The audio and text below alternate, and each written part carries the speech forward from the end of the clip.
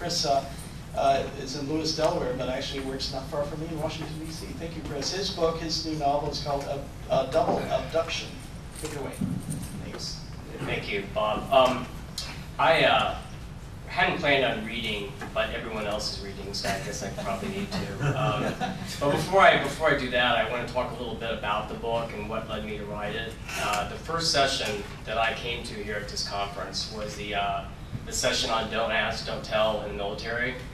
And in a lot of ways, I look at my book as sort of the don't ask, don't tell of education. And my lead character is a gay teacher. And not only is he a gay teacher, but he teaches preschool. And so he does this, or he has been doing this because this is his life stream. You know, he studied education, he loved children more than anything.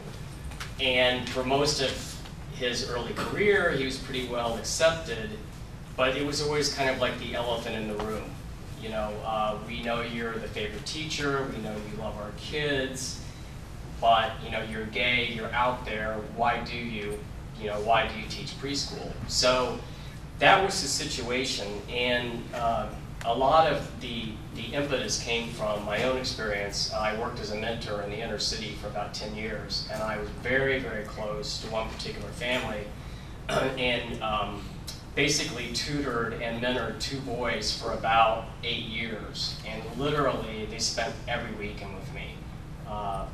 You know, vacations, vacation with my family. I mean, every Saturday we went to museums, you know, went to ball games, did everything, and we spent a lot of time together. And most of the time it was a very positive experience, but I never tried to hide anything from them. You know, and there were lots of cultural, you know, clashes. I mean, I'm from the suburbs, and you know, they weren't.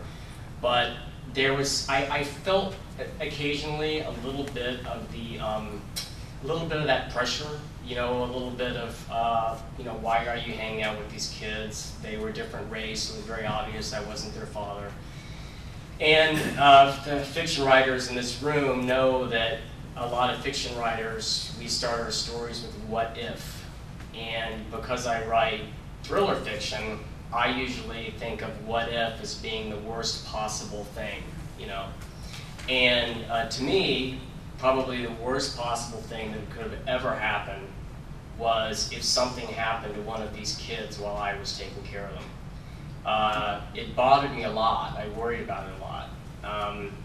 And that's where a lot of the impetus for the story came from. I thought about, you know, what if I was forced into this situation where a child that I cared very much about, in this instance a nephew, was kidnapped.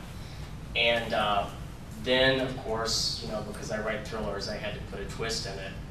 And that was, what if there was a secret from my past, something that I had really worked hard to hide, and by virtue of the child being kidnapped, in order to get him back, I had to reveal my worst secret. So that's where the book came from. And I mean, I could read from it, but I'd rather, does anybody have any questions?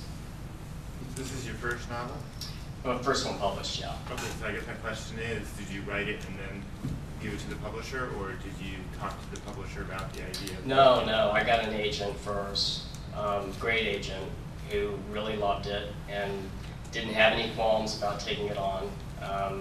And he sold it to a publisher who loves it, and so that's that.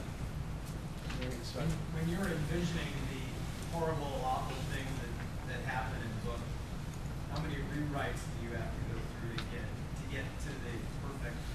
I write every scene about 6 times. I'm a really, I'm self-taught. I didn't go to the Iowa Writers Workshop.